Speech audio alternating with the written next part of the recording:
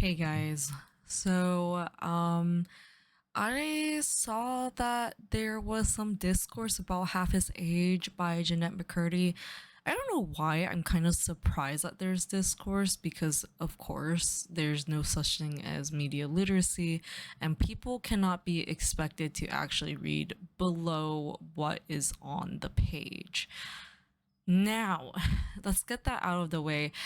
I know that this book is dealing with some very uncomfortable topics, but my argument about this book is not necessarily about age gap romance or age gap relationships, especially one involving a minor slash almost a legal adult and with a fully grown adult that I'm assuming is probably in his like mid 50s, I think.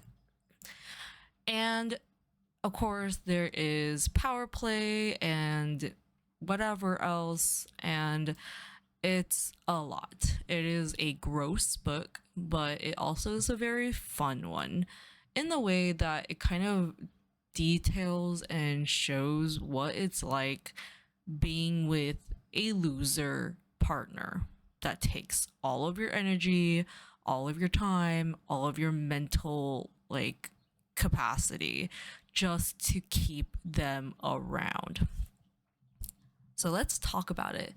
Half His Age is about a young 17-year-old Waldo who, for lack of a better word and a lack of a better descriptor, is white trailer trash.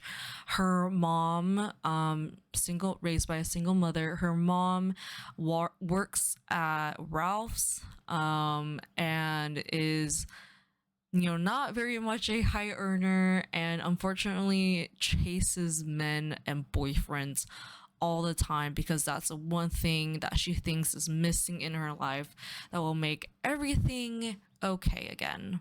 And she's been doing that since Waldo was a little girl and since before she was even like pregnant with Waldo. And then we have Waldo who is finishing up probably her last year in high school before she kind of has to deal with actually becoming an adult. But here's the kicker: she's been an adult since she was old enough to get a job, because it says in the book that she actually helps out with the bills sometimes, especially because her mom might forget to pay something or her mom's like single income isn't enough to cover everything that they need. And as you will see in the book as well, Waldo likes to go on these impulse shopping binges.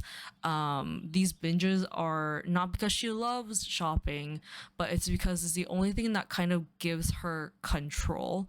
It's the only thing that makes her feel like, hey, I have my shit together. I can buy this $200 cart from Sephora or this like $100 cart from Shein or something like that, just to feel something.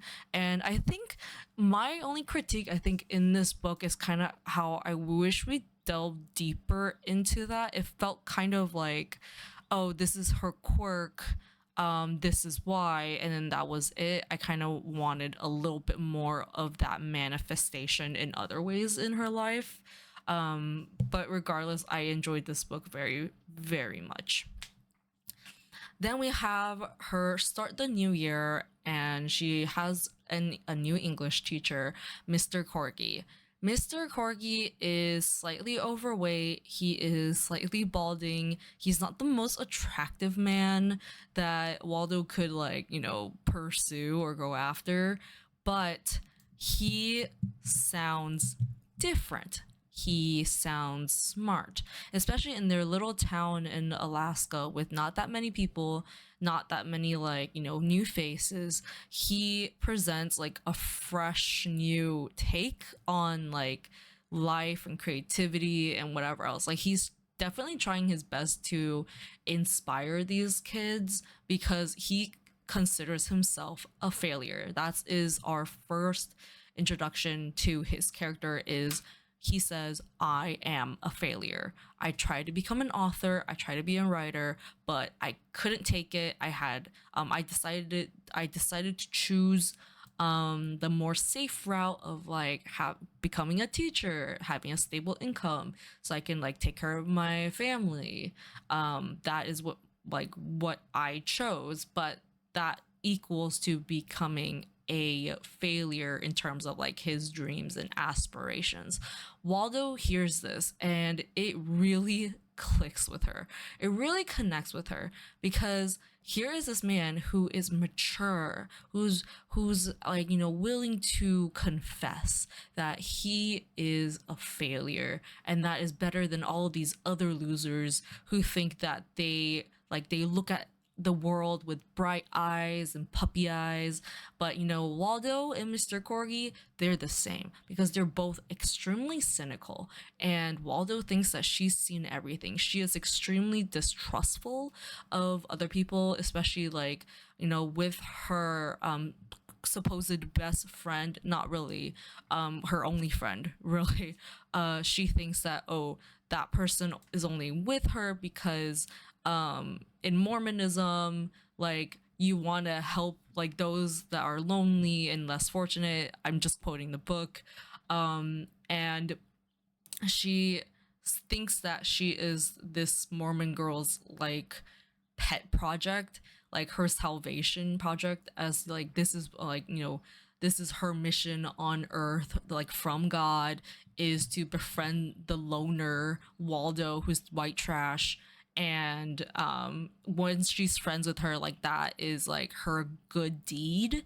And this happened like once when she was, I think, in middle school or something, and ever since then, like witnessing that kind of sermon from the priest, and witnessing her friend's reaction to the priest, she realizes, oh, this person's not actually like my real friend.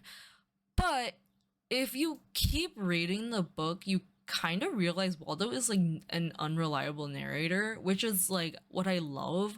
I love it when we have like a point of view from a character, a first person point of view, where we actually like have a flawed character and we realize, hey, maybe this character, not everything she says is true. Not everything that she assumes or thinks about other people is true. But I'm kind of jumping ahead and like getting ahead of myself here. Anyway, so she pursues Mr. Corgi, who I think like in the beginning kind of like he definitely knows that like she has some sort of crush, because out of the blue he tells her, hey, my wife, she actually really wants to meet you because like I talked about how there's a very promising student in my class and I'm really excited where she'll go, etc. And you kind of have to like wonder, is it really the wife that brought up like, oh, let's have dinner with her? Because that's weird. It's weird to have a dinner with a teacher without that student's parent also being invited, or like, in a non kind of like personal intimate setting that is like the teacher's home. That's like weird, right? So we're kind of ignoring the red alarms here. Waldo is like, she believes it and she's like, oh, okay, cool. And obviously she says yes because she has this huge crush on him. And during the dinner it gets to an uncomfortable topic about like, oh, does she have a boyfriend, does she like anyone? And like, Mr. Corgi is kind of getting uncomfortable because like he doesn't want to really here. He's like, oh, I don't want to like listen to my students like love life kind of thing. But it very much like turns into an opportunity for Waldo to insinuate and imply, and especially for someone like Mr. Corgi, who is an English teacher, he knows how to read between the lines. Like, he's smart. He obviously gets that like Waldo means him. So this then kind of jet sets a relationship, a very physical relationship between Mr. Corgi and Waldo. And it's kind of like Waldo is chasing him. They're sneaking around. They're trying to get these moments together. Sometimes they almost get caught, but it never goes that way. And then I'm fast forwarding quite a bit here. We get to a point where he goes, "You know what, Waldo? You've taught me that I need to go and like, pursue my dreams, and I am getting so inspired being with you. I'm gonna divorce my wife so we can like finally be together." And this happens like maybe during the time where she graduates. I think is like around that time she graduates, like she turns 18, like, and they're like officially together, but like they're not out to anyone. Like no one else knows except like Waldo's like best friend in the book, who immediately goes like, "You need to tell the police, like this guy is a creep, like this guy groomed you." And then like Waldo obviously says like, "No, it's not like that, like I love him, like we're very serious about each other." But that's when you kind of like get the cracks in the relationship, is when they finally become free. Throughout this entire book, whenever they're talking, whenever Mr. Corgi and Waldo are talking, and it's not like fast 5 minute sex, it's Mr. Corgi imposing himself on her. And by that, I mean, you should read these books, you should listen to these songs, you should watch these movies. And they're all like stuff that he likes. We never really get stuff that Waldo likes. And if she does say stuff that she likes, it becomes like, "Oh no, that's not good, that's not like good culture, that's not good books and good quality stuff you're consuming, Waldo. You shouldn't watch Survivor, you shouldn't watch reality TV, like you should be reading these things, like your potential is so great." And you definitely feel like he is trying to mold her in his ideal, aka what he liked and wanted to be when he was like 18-year-old, with this his whole life right before him. He can do whatever he wants.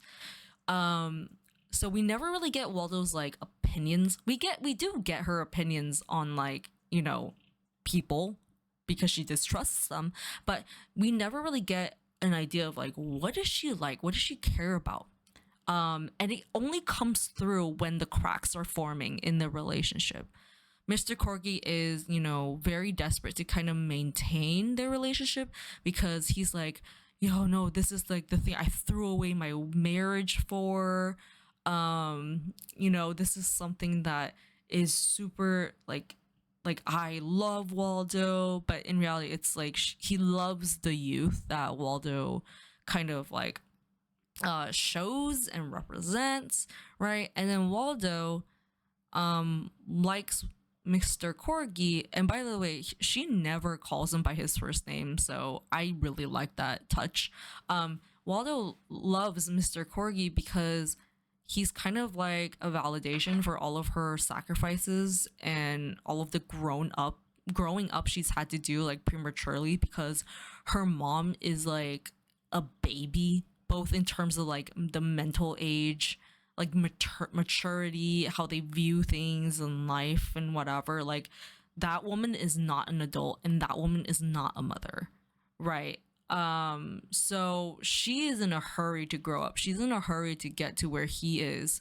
She wants that stable life, she wants to be like, "Yeah, I everything I do is fine, everything I do is justified because I am old, and that comes with wisdom." But she doesn't understand that like, to in order to get that wisdom, in order to get to that, you need time and you need age, right? And she's trying to get there through this relationship. And I think like this book has like quite a bit of layers to it. I do wish there was more like I do wish there was like more of the ending where like Waldo kind of realizes like, you know, um I may not have the support system that I want or needed, but that just takes time to get and obtain, and I have a lot of time left in my life.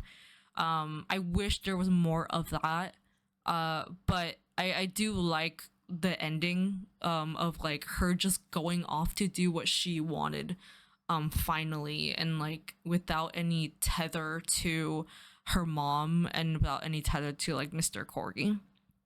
So I really, really, really enjoyed this book. I know like there probably are some people that were upset that like Mr. Corgi never got, you know, arrested or like put in jail or like fired because of this extremely inappropriate relationship he had. But like, let's be honest, like how many people actually like do get repercussions? Like, I understand it's fictional and it's nice to kind of get that comeuppance, but like the problem again, this book is not really about grooming. It's not really about the age gap relationship. It's not really about like teacher and student and how bad it is.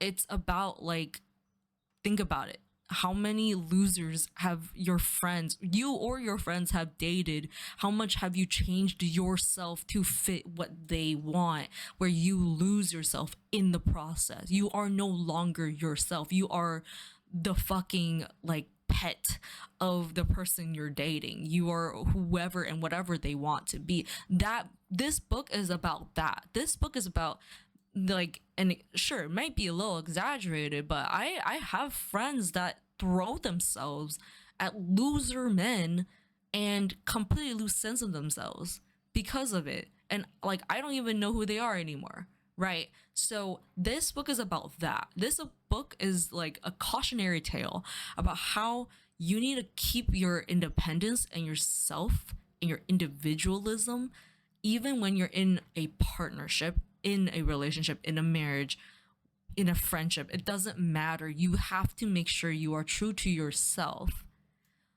because you don't know how much you're sacrificing until you get out of that relationship. And this book is a cautionary tale about that. So thank you so much for listening and watching to this video. I love this book. It is very fun. It's fun to read. And I might be a little effed up for saying that, but it's okay. I honestly like with the sex stuff, I just read it. You know, I'm an adult. We're all adults here. Like I can see that this book is not about that. It is about what it isn't saying. Thank you guys so much for watching. Like and subscribe. I highly recommend this book. Just like I think people are too Puritan these days, and they're like, anything with morally ambiguous gray things I don't like. They're bad. They're bad. They're bad. They're bad.